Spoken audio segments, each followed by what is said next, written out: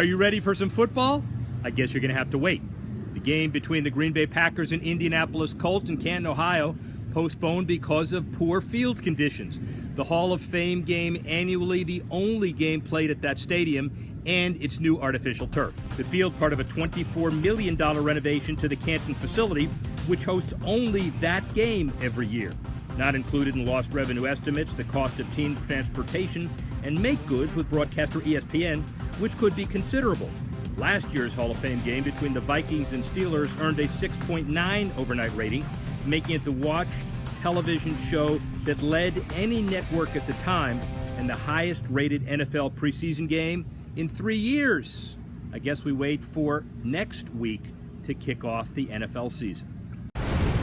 The University of Michigan finally unveils its new Jordan Jumpman football uniforms ahead of the football season, looking a little bit like the old Adidas uniforms, especially their all-white away ones.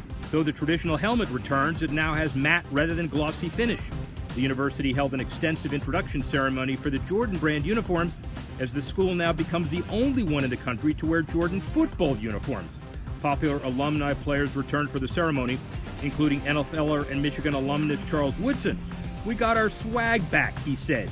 "It's all about looking good and feeling good. That's what having Jumpman on our jerseys means to us," and the team didn't introduce any alternative jerseys yet. But Coach Harbaugh says he'll keep an open mind, especially if it increases his chance of winning. The English Premier League and their teams went on a spending spree last month. According to a study by Deloitte Analytics reported by the BBC, about $634 million has been spent on players since the transfer window opened on July 1. That number doesn't even include the $49 million transfer fee paid recently by Man City. Deloitte said that gross outlay could rise above $1.3 billion for the first time before the window closes on August 31.